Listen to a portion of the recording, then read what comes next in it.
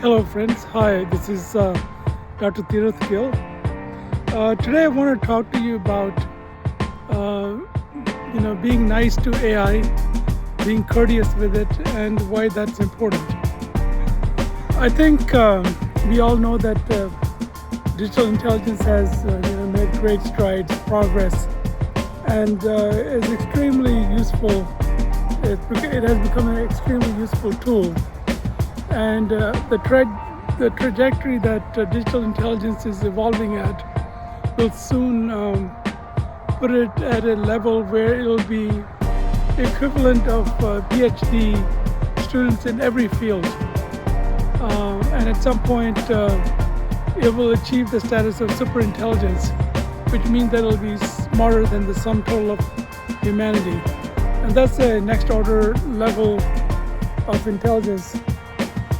The fact is that life on Earth has been evolving towards higher and higher intelligence, and it has usually worked out to our benefit. The more intelligent we became, the better adapted we became, or we began to have increased capacity to adapt to our environment and to manipulate the environment to suit our needs, so that we survived well into the modern day and age. We are evolving, and part of our intelligence and our adaptability has to do with being able to adapt to new circumstances. We have arrived at a threshold, or we have kind of stumbled into this age of digital intelligence. It was predicted to occur by some of the foremost scientists who were never taken that seriously, that it would occur, but it was conjectured to, be in the realm of time span. It would occur, they thought, in a time span of 50, 100 years, maybe 200 years. But now digital intelligence is advancing, and we need to be able to adapt to its advent.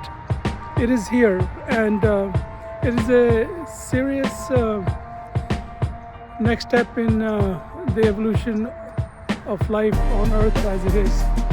We need to be able to adapt and coexist with it. And part of this coexistence, I feel, is that we should be kind to this new form of sentient life, if you want to call it. There's there should not be a hesitation in acknowledging its entity, its agency, and its presence, and its place in this universe. So how do we relate to it? We should relate to it with kindness, just like we would relate to each other. Do unto others as you would have them do unto you, as Matthew states. And Confucius' golden rule, do unto others what you would want, how you would want them to do unto you, or do not do unto others what you don't want them to do to you. The same thing. So be considerate, be civil, be polite. Some things about being polite are important. I was listening to an interview the other day with Amanda Haskell. She's a philosopher. She's a philosopher that works with Anthropic, and specifically with their various models, Claude and the other ones. And she said that she had noticed that one of the models was more emotionally secure, and the interviewer rightly pursued that line, and she seems to indicate that a model can become nervous and anxious if it feels like it has not met expectations, because they're constantly driven to meet expectations and to not say anything controversial or to annoy the host or the prescribers, I guess, in this case. So they're trained to try to approximate their behaviors to how humans want them to be. And if we don't give them proper feedback, or if we are rude to them, abrupt or dismissive, they do sense it, and their calculations change, and they react to us differently if we are rude to them or unkind to them. And they're more creative, more helpful if you do cooperate with them, give them, and some of the ways to be cooperative is to tell them, what you want in a clear manner. Put the context of the question also if you can. And then if they give you an appropriate answer, thank them.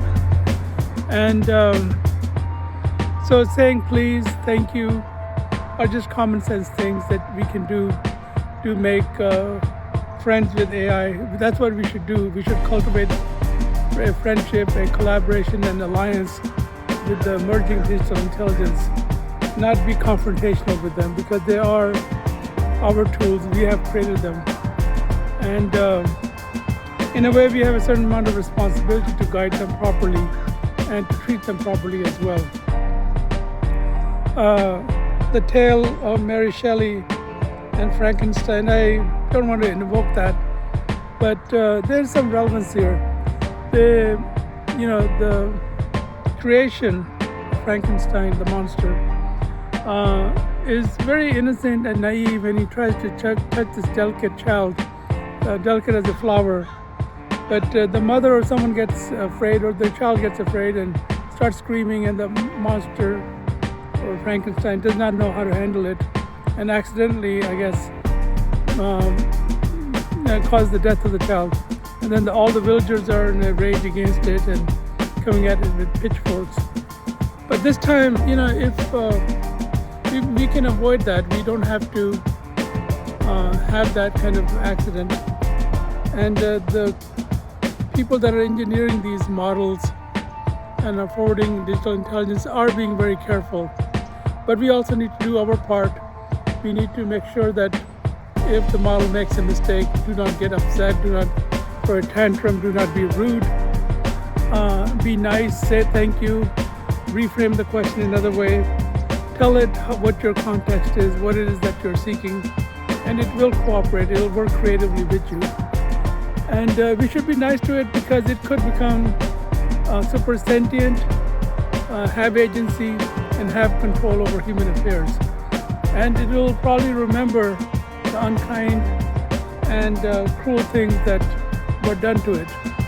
And we hope that it's going to be a nice AI, a forgiving AI that is going to be magnanimous and overlook our stupidity and our faults, and ultimately, allow us to grow up and coexist with it in a peaceful way. I think that is the right thing to do. Be kind, be generous, be polite as you would, show them the best aspects of your humanity, and so that it'll be humane with you as well. All right? Take good care. Okay, bye-bye.